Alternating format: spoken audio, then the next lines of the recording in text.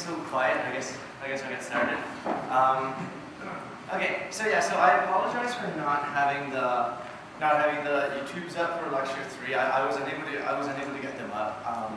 But for future classes, I should be able to get them up. Yeah.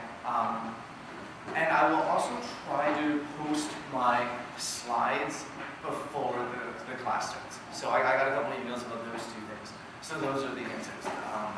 So unfortunately I don't have the lecture 3 videos, and I'll try to put the slides up faster in the future instead of not putting them up until after the class. So okay, so yeah, this is the starter. So I had this up. So we're going to take a look at it. So the question is, it's folded to you in the small blind, and how many big blinds do you have? So this should be people should be getting faster and faster at this, right? How many big blinds do you have? Someone just yell it out. 15, right? So yeah, so you should be very fast at calculating how many big blinds you have, always knowing that number. So you have 15 big blinds from the small blind, and so the question is, do you go all in or fold? Okay, so we can do some math. Okay, so let's suppose the big blind calls a reasonable range. So let's say the yellow hands are the hands he calls, and I think this is about reasonable. So if you went all in, what hands would the big blind call with? And I claim it'll be something like yellow hands. At least this is so. Do you agree that this is approximately how you would play from the big blind against a small blind with all in? No. So yeah. No way. It's like, I wouldn't call anything with Q2 or 3, 3, or 4, 4. Okay. So. Okay. So. All right. Okay. So if this isn't how you play, but if you're okay, put up your hand if you would call fewer hands than the hands I put in yellow, which is fine. Okay. Put up your hands if you would call more hands than the hands I put in yellow. Okay. So we'll do some math, and I think you might be surprised. So let's suppose it's the yellow range, okay? And then I'll change the range after. But let's suppose it's the yellow range. So your equity against this range is, with 10/8 offsuit, is 36%, according to Pokerstars, right? So this is the same thing we've been doing. Hopefully everyone's very comfortable. They know what I mean. They know exactly how to do these calculations. Okay, so also notice that these yellow hands is 25% of hands. So, okay, so this is the most calculation we're ever going to have to do in this class. But, so the big blind is calling 75%, is calling 25% of hands, right? So 75% of the time he folds, and we win 2.5 big blinds, right? We win.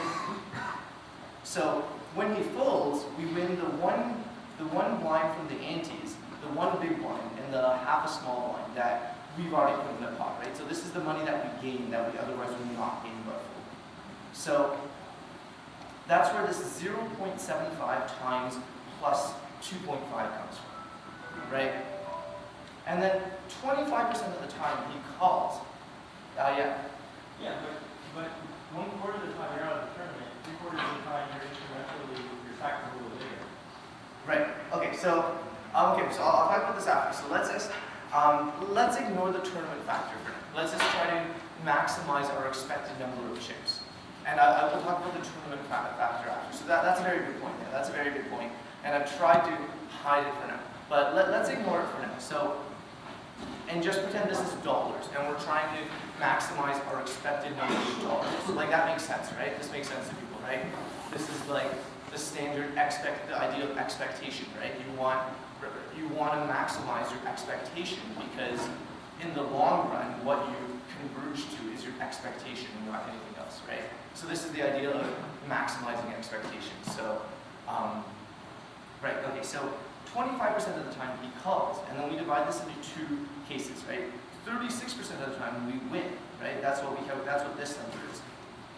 And then we win 16.5 big blinds, right? We win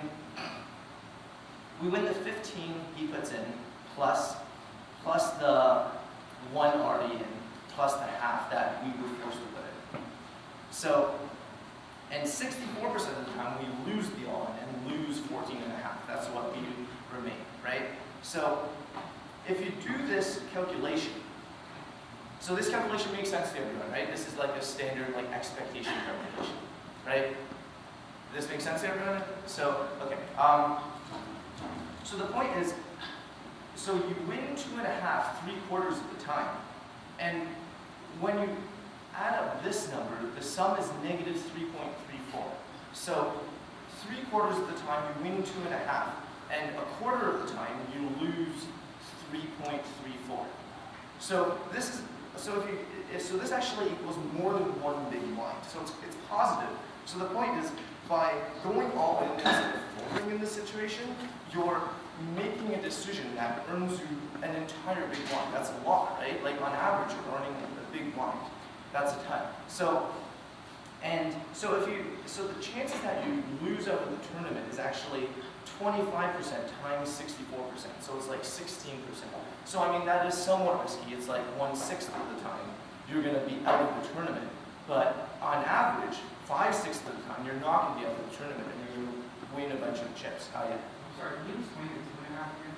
Why is that 1.5? Okay, sure. So basically the money that you've already put in the pot, right? You think about that as in the pot. So you don't think about that as your money because you can't get it back by folding, right? So you sort of think about the 400, the half big blind that you put in the pot as, you don't think about that as your money, but you think about that as already being forced into the pot and you're trying to win this money. So yeah, so the middle is antes, yeah. Okay, yeah, so sometimes in the example hands there are antes and sometimes there aren't. But usually there are antes, especially when the blinds are big, there usually are antes. So the examples I give I think are pretty consistent. Like when the big blind is 400 or higher, there will be antes, and when the big blind is 25 or 30 or something, there won't be antes. But yeah, so there are antes. That's important. Yeah, that's a very good point. I should have mentioned that. But I'm always assuming there's antes basically. I mean, you can see from the picture whether there are antes or not. So if there are antes, it still makes sense to shove. So Leave that in the 1.5. exactly. So this equation is a lot worse. So if there weren't antes, the numbers change. So this plus 2.5 becomes only plus 1.5. And in this case, it would still be positive, right? Because all that matters is the positive number is at least a third of the negative number. But it would be way less profitable if there weren't antes, and you would be a lot less adventurous because the rewards are a lot less. Yeah. Right, so there are antes, and yeah, so that's important. Okay. So the point is we are maximizing our expected number of chips by going on. Okay. So now let's suppose we have the worst hand possible. So 3-2 offsuit or 5-2 offsuit. It doesn't really matter. All these hands do really poorly. 7-2 offsuit. Let's suppose we had this and we went all in. So we can do the exact same calculation. So the only difference is before with 10-8 offsuit, we said we win 36% of the time. The only number that changes is now we only win 28% of the time. So your expectation when he calls is negative 5.82 instead of negative 3.34. But the point is this is still positive, even when you have 3-2 offsuit. So if you do this number, it's still positive. So this shove is still a good play, and it still earns you 0.42 big blinds when you make it. It's not a crazy bad play. We're still earning a positive number of chips and money. Okay, so the point is, while I was doing all this math, I was assuming that the big blind calls 25%, right? So you can imagine if the big blind is calling even less than 25%, like what you guys said, then this becomes even better for you to gamble from the small blind and go all in, right? So the point is, if you're only calling 25% from the big blind in this situation, then the optimal play for the small blind is to go all in with any two cards, and this would be a positive expectation play. So, okay, so let's figure out, okay, if this is obviously not good, right? I mean, it doesn't make sense if it's obviously calling too little, if it's a good play for the small blind to go all in with 3-2 offsuit. So let's consider adding some hands to our all-in range. So before I didn't highlight Queen Jack offsuit. So let's suppose I want to highlight Queen Jack offsuit and add that to our calling range. So, and let's figure out whether it's a good call. So we need to call 14 big blinds to win a total of 31 big blinds, right? So we need 45% equity. So the thing is, if he's shoving 100% of hands, then we'll definitely have this equity and we should be calling. But if he isn't shoving 100% of hands, then we don't actually have this. So if the small blind didn't come to this class and doesn't know that, oh, you can shove 100% of hands, then let's say he only shoves 25% of hands or something like that, then your equity is only 42%, which is actually not enough to call. Okay, so I did a bunch of math, and the conclusion is basically, so right now, from what I see people doing online, the big blind calling strategy that I outlined, I think, is sort of an average of how people are calling, because some people put up their hand and said they'd call more. Some people put up their hand and said that they'd call less. But then, so if this is the average big blind calling strategy, then the optimal strategy for the small blind is to go on with any two cards. So I would advise, if you're in the small blind, you go on with any two cards. But the thing is, if people start doing this, then I would advise the big blinds to start calling more, right? Because if the small blind's going to start going on with any two cards, then if you're the big blind, you should be calling a very large percentage of hands. But until the small blind goes on with 25% with all hands, then you can keep your strategy of only calling 25% of hands. So the question is that if this is actually is definitely a positive equation, but yeah. if it's a tournament, then your goal is actually to survive. Right. So isn't this against your goal of surviving? This Right, okay, yeah, so I'm going to get to that. So someone just asked me that. Yeah, I will get to that after the slide. Yeah. I think that is offset by the fact that the other guy has to survive too, so it has more risk of moving to all in, call your all in anyway, so I think that's offset. But if I have to survive, but he has to survive too, so it's really scary for him to call anyway. But isn't this profitable argument? Like, we have to go Right. because we are just against one. Right, so I mean, yeah, so it is kind of offset. So that's true. It is good for you to be a bystander when you watch two other people crash in a big pot. So yes, that's true. That is good for you. So did you have something to do? It also depends on what the tax is. Right, okay, yeah. So, sorry, did you have anything to say? Yeah, I was gonna say, what about the case where your stack that size relative to the big blind and the watch is small? It's still not so small that it's profitable to just gamble and go all in. You're asking me in terms of survival. Yeah, so like if that, going back to that previous slide, one was like 16,000, the other was 14,000. Yeah. So what if, okay, so, yeah, what if instead of being like that, one of them had maybe 40% of the chip capital? Oh, okay. I mean, like 20% or something. So you still have a decent amount, but like, it's still a person a lot less to call. right. So this was the idea of effective stack size, right? So you only care about the minimum of the two stack sizes because that's the maximum number you can gamble. So, okay, so I will talk more about staying in the tournament right after this slide. So, okay. So the idea I sort of wanted to talk something about was the idea of converging at a Nash equilibrium. So the idea is sort of, so right now, let's suppose the big blind starts with the strategy of calling 25%. Then the optimal response for the small blind is to go all in with 100%. But then the big blind would respond by calling a very high percentage, let's say like 70%. And then the small blind would respond by going on with a smaller percentage, right? So it's this idea of two people shifting their strategies to try to beat each other. And eventually, they'll get to a strategy where neither player really wants to change their strategy. So this is sort of the idea. And the point is, what I see right now is this is not what is called a Nash equilibrium, which is the case where neither player wants to change their strategy. Because right now, I would advise the small blind to change the strategy to go all in very frequently.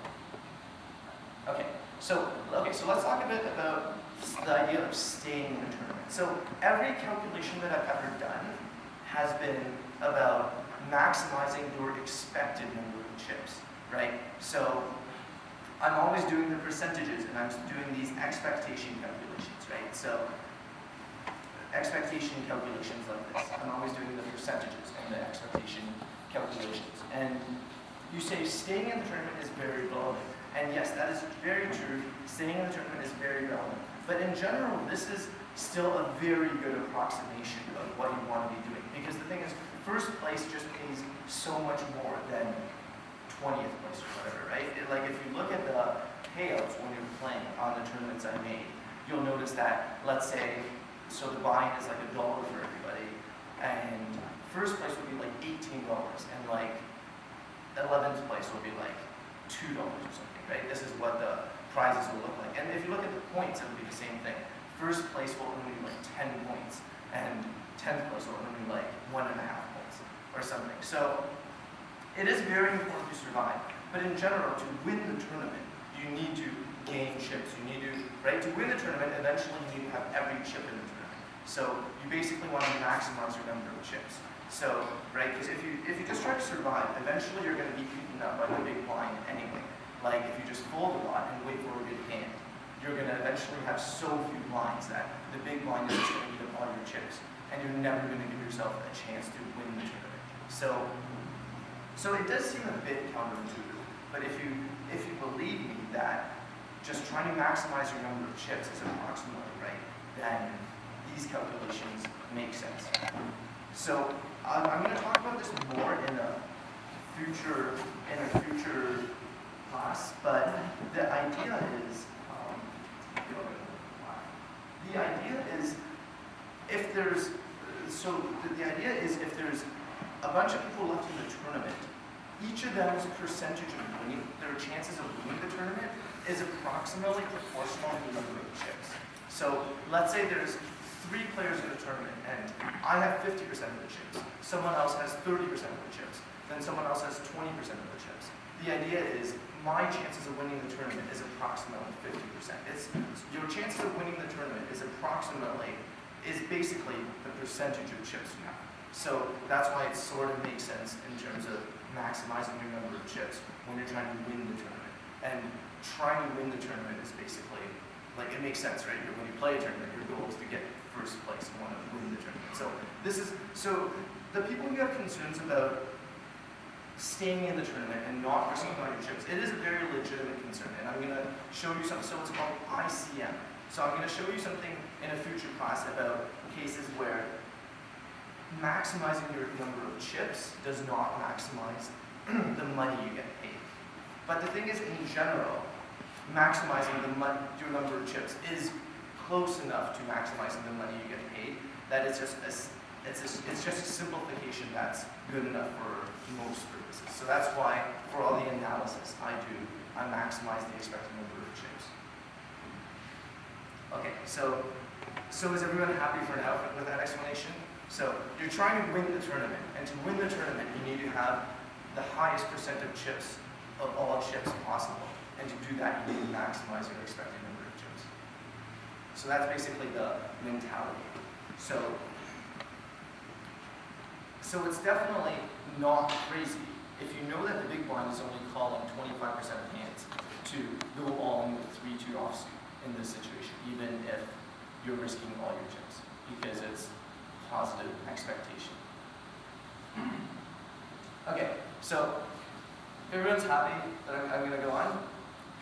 Okay, and yeah, I'm going to show an exact example in a future class about staying in the tournament versus trying to maximize your knowledge. Yeah. This is only if you're going all in, right? So if you had a bigger stack, revert there to fly out, you're probably keeping from going all in, at least Yeah. free to. Yeah, exactly. Yeah, very nice. Yeah, so I talked about that last class. Yeah, so the question was, if you had more chips, then you wouldn't raise with 3-2, right? Even if he's only calling 25% of hands. And the idea is basically because of reverse and buyouts, because he's in position post-flop and it's hard to post-flop. All this equity stuff, right? It's assuming you're all in, right? That's the definition of equity. It's assuming both players are all in and see all 5 cards that come and see if you has the higher percentage chance of winning. Yeah. Yeah, we don't raise, we just go all in the things here, the larger stack size is bigger.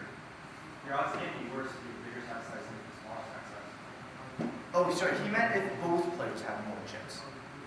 The problem with that is this equation, if both of you have a ton of chips, let's say both of you have 100 big blinds instead, then this number, the negative 14.5, becomes a lot, right? This becomes, so the thing is when you have more chips, these two numbers are both bigger. The 16.5 and the negative 14.5 are become like plus 100 and negative 100, right?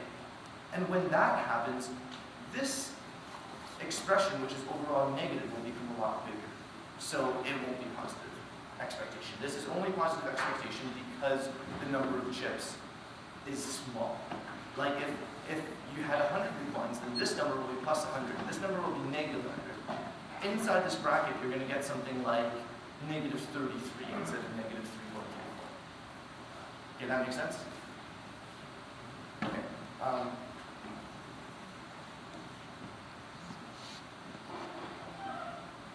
Okay, so I think some of you might ask, okay, what if I just raise to 1600 and fold to an all-in?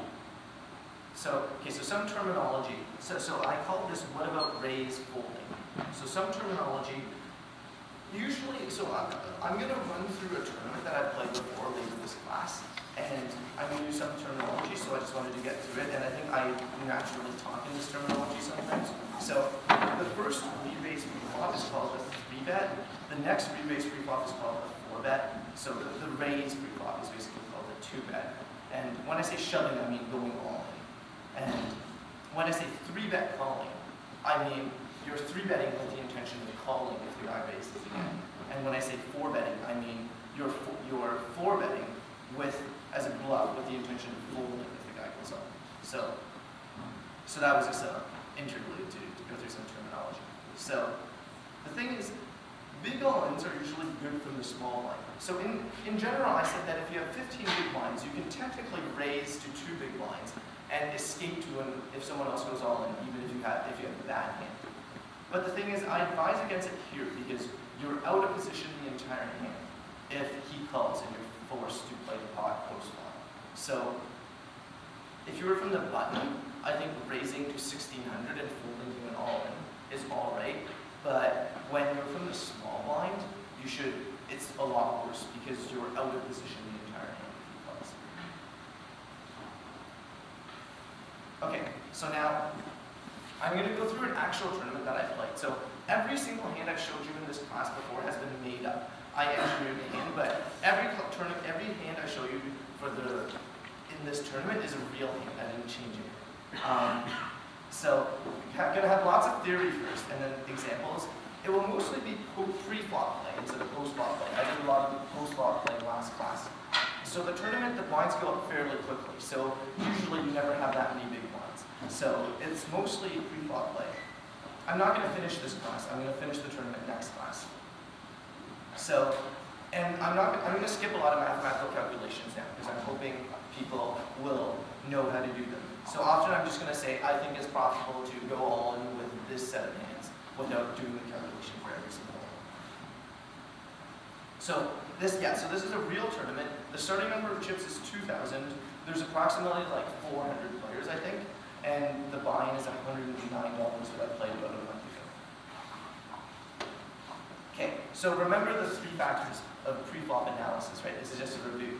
The 3 factors that you got to keep in mind every hand is my position, which is how many players are behind me, my stack size, which is, or effective stack size of my cards, right? So the idea is you want to know exactly what to do in all possibilities of 1, 2, and 3 of these 3 factors. But obviously there's infinite, or not infinite, but there's an arbitrarily large number of possibilities, and you can't know what to do in all cases. But the idea is you want to extrapolate, right? It's like you're given a number of points, and you want to figure out what the points in between them should be. So that's why I'm going to show you lots of hands so that you remember lots of data points. And if you understand the theory, you're going to know how to extrapolate well. Okay, it was, yeah. Can you when going through the hands, just show the basic calculations regarding equity and stack size. Just, here I would consider an equity of 30% for this guy, or something like that. Just for us to get a sense of the equity. Okay, sure. I don't have it in the slides, but No, I it's can. just your intuition Okay. as if you were playing without stove. Okay, sure. Okay, so, yeah, so at the beginning, I don't show that many hands, and I talk a lot more about theory. So, okay, so the first hand is kind of obvious, but, so we have the best possible hand pre-flop, right? And the big thing I wanted to talk about with this hand is sizing when we re-raise pre-flop. So the bet size, so if I raise to any reasonable size, say at least 1,300, then I've put in almost half my stack. So my opponents know I'm never going to fold pre-flop anyway, so I might as well just go all in. And I happen to have ace here, but if I had ace king here, I wouldn't want to just raise to like 1,300 and give him a chance to call with something bad, right? So the point is, if I had anything else, I'm going to just go all in. So if I just raise small to try to get him to call me with pocket aces, then it's a bit obvious that I have pocket aces. So in situations like this, it's basically the escaping rule that I talked about. When you put in such a large percentage of your stack pre-flop, then you can't fold. So it makes sense to just go all in this situation. So if I wanted to raise to a small enough size such that I didn't put in a large percentage of my stack to go all in, then I'd have to raise to something really small, like 950, like the minimum possible size, 950 or something. And I would be giving him like 7 to 1 odds, right? So the idea is here, there's no number I can raise to that is big enough, yet small enough such that he's not sure that I'm going to call his all in. So I'm just going to go all in myself. And yeah, so you should do this if you have aces, if you have ace king, you shouldn't just raise small. And I think I see a lot of people re-raising too small. Often you just need to go all in pre-flop. Right, so, okay, now let's talk about what hands I would do this with. So obviously I would go all in with aces. So I would say the hands I would do this with is about pocket eights or better, ace jack suited or better, and ace queen offsuit or better. So I wasn't planning on doing the calculation, but so if you want to do the calculation, the way you do the calculation is you estimate what percentage of hands he's calling with, and then you calculate the equity you have with these hands against the hands he calls with. Basically, that's how you would do it. So, I would deduce that if you run the numbers, that these are the hands that are good enough. So, did you have a question of specific equity of? Yeah, maybe I guess you know the hands by experience, but if you had to convert this range to equity, how much the equity would be? Because forget stove, but what is your intuition behind that? Yeah, so the calculation you would do is the same calculation we did in the first couple of slides, which is you got to calculate the percentage chance that they both fold, right? And in that case, you win these chips for free, right? So that was the first, right? That's case one. Case one is they both fold, and you win these chips for free. I guess my question is, what do you think the range your equity is with the two aces? What do you think? Oh, okay. So your equity with two aces against hands he calls with is going to be very high. It's going to be like something like around like 80%, I would guess. Like higher than 80%, like higher. So okay, so yeah, we can plug it in. Okay, so I'll show some examples on Pokerstars. So okay, so if you have so I don't think I ever talked about this. So if you have a bigger pair against someone pre-flop, your equity is around 80%. Okay, so if you can see 8 pocket aces against pocket kings, your equity pre-flop is 80%, 81%. Against queens, still 81%. And right against nines, it's a bit worse because nines can hit more straights against you, but it's still around 80%. Your equity against ace king offsuit is absurdly high. It's going to be like 90%, 93%. Your equity against ace king suited is going to be 88%. So, okay, so let's go through the hands I said. So these are the hands that you might be up against. So So something like ace jack suited still will do fairly well, because if he calls you with pocket tens, you're still around 46%. And if he calls you with pocket queens, then you're around 32%. So a general rule of thumb for pre-flop equity is, so I don't have this on a slide, but the general rule of thumb is if you have 6 cards that you can hit to beat them, then you're usually around 50%. So like ace jack against pocket tens, you can hit an ace or a jack, right? So you have 6 outs basically to hit to beat them. So usually if you have 6 outs to hit to beat them, you're around 50%. Okay, now if he has pocket queens, then you only have 3 outs to hit to beat them, basically, right? I mean, yeah, you can hit a flush, you can hit a straight, or so I'm ignoring those possibilities. I'm assuming you just hit a pair. I'm just counting pair outs. So if you have only 3 outs, your equity is around 30% usually. So it's 32%, right? It's around 30%. And if you only have 2 outs, so like if you have pocket tens in this case, you only have 2 tens that you can hit to beat, right? If you have only 2 outs, then your equity is usually around 20%.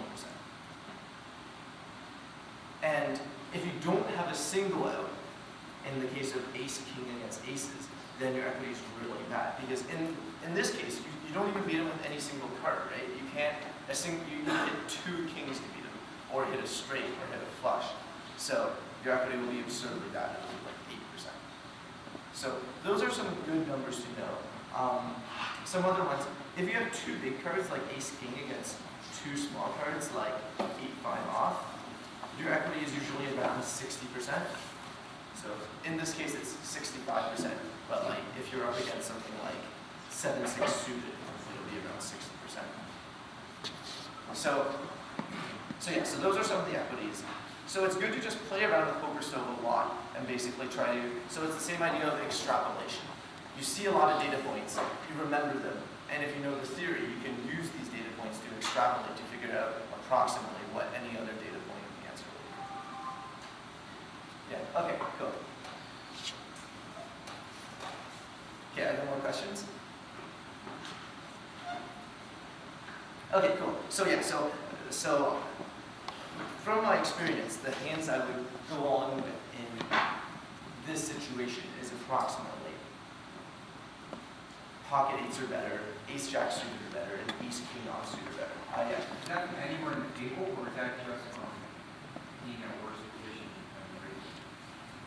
Right, so this is assuming that the cutoff, right, the cutoff raises, and the button 3-bets or re-raises. So remember, the 3 things that are important are position, stack sizes, and cards. So I'm basically telling you which cards I would go along with, given every position and stack size. And yes, the position of my opponents also matters. It's significantly different if the raiser was here and the re-raiser was here. Because if the raiser was here, the hands that he can have is a lot narrower, right? Because when he raises from here, he's going to have something like 30% of hands or something. And if he raises from here, he's only going to have like 7 or 6% hands, right? So it definitely depends on what position my opponents are, right? That makes sense? Because it depends the percentage of chances that he's going to have aces, right? If he raised from here, then he has a higher percentage of chance of having aces than if he raised from here. But if you were on the button of the situation, would you still push all in, or would you just call? Okay, so I talk about that very soon. Okay. Right, so this would in general be my range. Obviously, it depends on how frequently I thought the cutoff was opening and how frequently I thought the button was re-raising without a good hand. Like, if I know the cutoff and the button are both crazy people who like to raise and re-raise with 7-2 offsuit, then I could see myself doing this with hands as weak as ace-2 suited, jack-10 suited, pocket twos, like really bad hands, or like significantly worse hands, depending on my opponents. But in general, my range would be what I said above. Okay, so that's the next slide. What about calling instead? So remember one of the biggest arguments in favor of calling instead of re-raising? The answer was you don't give your you don't give your opponent the opportunity to re-raise again. But in this case, when there's already been a raise and a re-raise, just theoretically, you rarely want to call because this advantage of not giving them the opportunity to raise again is not that high because the cutoff can re-raise again anyway, right? You're only denying one person the opportunity to re-raise. Whereas if it went raise, call, calling has more advantages because you're now denying two people the opportunity to re-raise. So in general, when it's been raised and re-raised, usually you don't want to just call. There are exceptions, but just theoretically the advantages are smaller because you're only denying one person. So in general, when there's been a raise and a re-raise, you usually just want to raise again if you have a good hand or just fold. Whereas if it was raise and a call, calling is sometimes okay because you're denying two people the chances to re-raise again. So if there was a raise and a call, you can often call with a hand like 10-9 suited that isn't that strong pre-flop because there's a good chance you're going to be able to see a flop, right? There's a good chance you're going to see a flop. But in this case, let's say you got 10-9 suited, the chances of seeing a flop are a lot less because if P. Kaiser had a good hand like ace-king, he would just go all in and then he would have to fold. So that's why in general, I don't advise calling in the situation. I mean, yeah, you could call and it would be okay since you have two aces. But in general, you don't want to be calling in the situation because of the fact that you're not going to be able to see a flop that frequently. So anyways, this was the result of the hand. So this guy folded and this guy called an ace-queen, which I think is fine on his part. I don't think it's too bad. He just got unlucky that I had pocket aces. And I do win the hand that I was supposed to win 93% of the time, as we just calculated. Okay, so the next big hand is a situation where I raise here. What should the guy with the queen H have done in his position before you instead of just calling? I thought calling that hand, right? Yeah. Yeah, so yeah, he called. So he called pre-flop, right? So the situation was here, and he folded, and then he called basically. Okay, so that guy just raised two big blinds, right? This guy. I can't see them. The guy who went up with queen ace. What did he do before he went on? Oh, he rebased. So P. Kaiser, who was the cutoff, raised to 250. The big blind is 100, and P. Kaiser raised to 250, and KIA re-raised to 600. And you think that was a good play at the moment with the queen ace, or he should have done something different? I think that's a good play with ace queen. I think ace queen is the weakest hand I do that with. I think with anything weaker than ace queen, I think it would have been putting in too many chips with a bad hand. But I think he could do this with ace queen plus and 9-9 plus. And it was okay to call then after the all-in that you made? Yeah, I think so because, like I said, my range is approximately pocket eights plus, ace jack suited plus, ace queen offsuit plus. And if you do the calculation of how he does with ace queen against this range, he's definitely less than 50%, but he's going to be like 40% or something, which is enough given his odds. Yeah. Okay, so the next big hand is I raise with pocket jacks. This guy calls, this guy raises, this guy goes all in. So, anyways, it's not that interesting. So what hands would I call with here? So that's basically the question. So the answer is I would probably call with something like pocket tens or better, ace queen suited or better, and ace king offsuit or better in this situation. So what would I expect my opponents to have? I think Matt in the hat, he only rebased on with 1465. So I think he doesn't necessarily have a great hand because he could look down at pocket twos and say, this guy raised, this guy called, I might go all in and he might go full. So I think he could have anything, he could have a pretty bad hand like pocket twos, he could have something like jack 10 suited, even just because even if he gets one of us to fold, he's still making a pretty good profit, right? Because if one of us folds, even if the other one gets it in with a slightly better hand, he's still going to have good equity because the person who folded put in 240 chips and then gave up the 240 chips, right? Plus the blinds. This guy I would expect to have a significantly better hand because he already saw that this guy was all in. So I think he can have, so he wouldn't have a really weak hand, but I still think he can have something like pocket eights or pocket sevens. So maybe pocket sevens is a bit bad, but pocket eights, ace jack suited is maybe a bit weak as well, but definitely ace queen. So this is why I think my range is something like this. So yeah, all of these are player dependent. If I know my opponent likes gambling, I can call them all. But so the point is sort of, notice in this hand, everyone basically went all in or folded, right? There's not a lot of messy stuff of like raising to 500, like this guy raising to 500, and this guy raising to 1100, or this guy just calling. People usually don't, you're not supposed to in general when you don't have that many chips to just basically play around with your stack, right? You want to preserve every chip. It's basically like in for a penny, in for a pound. When you have a good hand, you just put all your money in. And so I see a lot of people just, calling and then randomly folding when you don't have that many bets. And in general, this is not good. So the idea is that this hand is sort of, you basically want to either like your hand and you put all your chips in, or you don't like your hand and you don't put any chips in. When you don't have that many big blinds, this is basically how you have to play. Like when you have like 200 big blinds, obviously you can put in some chips, and if you don't like the flop, if you don't like what he did, you can fold. But in general, pre-flop, you just want to put in all your chips or fold when you don't have that many chips. So this guy's play, I basically don't think is good. He mowed here 69. He only started with 1250 chips, and he put in a fifth of that, and he ended up folding. So it's basically when it's pre-flop and all 5 cards are yet to come, anything can happen, right? 5 cards are going to come. Any 2 cards has a decent amount of equity. So, which is why you never really want to put in some percent of your chips and then fold. So the result was this. The result was I called when they had ace 10 and ace king, which is very good for me, right? I was against 2 other players, and I only lose if an ace or a king comes, basically. And luckily, it didn't. So I only had to dodge 5 cards, basically. The 2 aces remaining and the 3 kings remaining. And I do.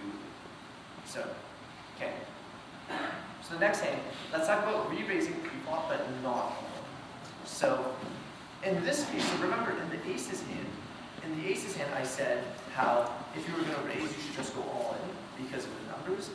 But this example is where you can re-raise and not go all in because the numbers are good enough, because you have enough chips, basically.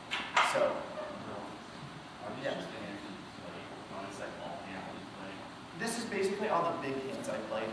When I go further in the tournament, so next class, I'll show like, I don't want to give away what happened in the tournament, but as I get further and further in the tournament, I'm going to show more and more hands and hands I folded as well. But at the beginning, I'm talking more about each hand and just going to show the big hands, basically.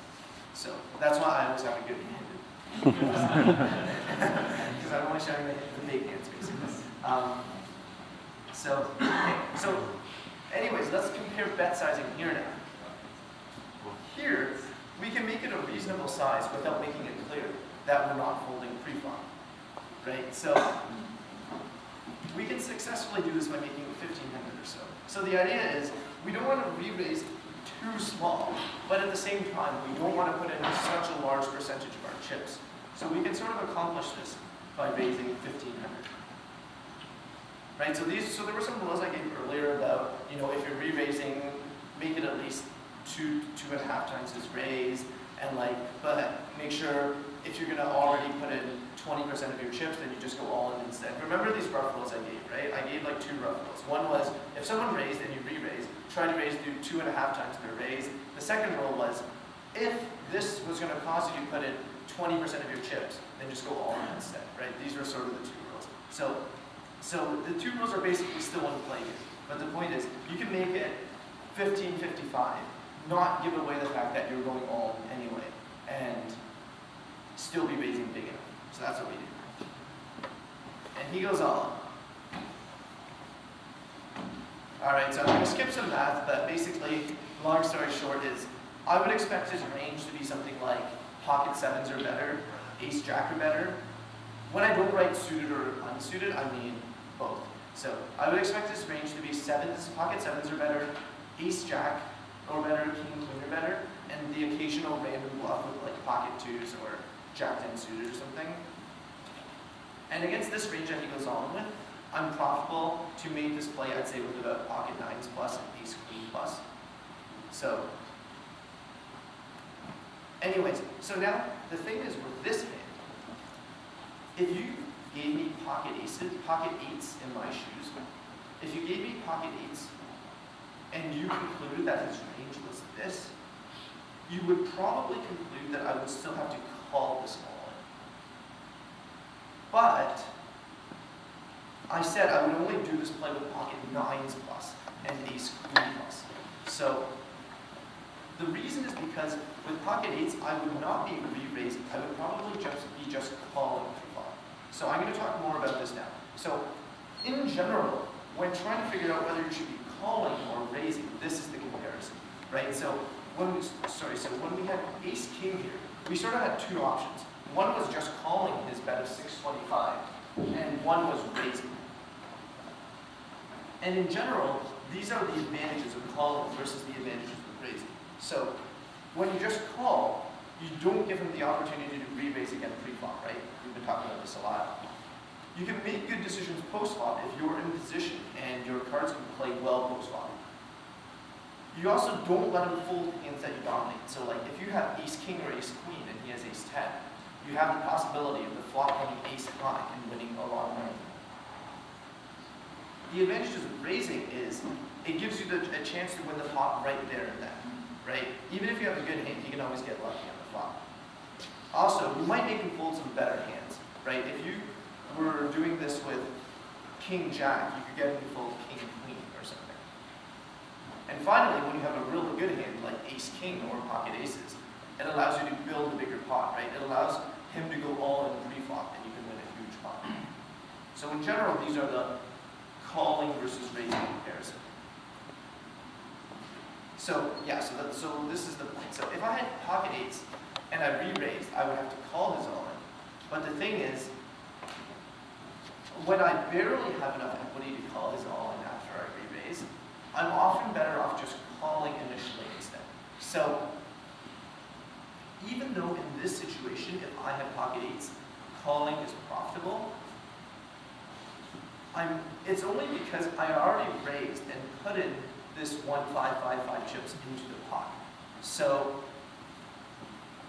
often, if it's barely profitable to call his all in, I'm better off basically just calling the 625 in the first place instead of raising. So with pocket eights, I wouldn't be doing this play in the first place. So this would never happen. This could never happen if I had pocket eights.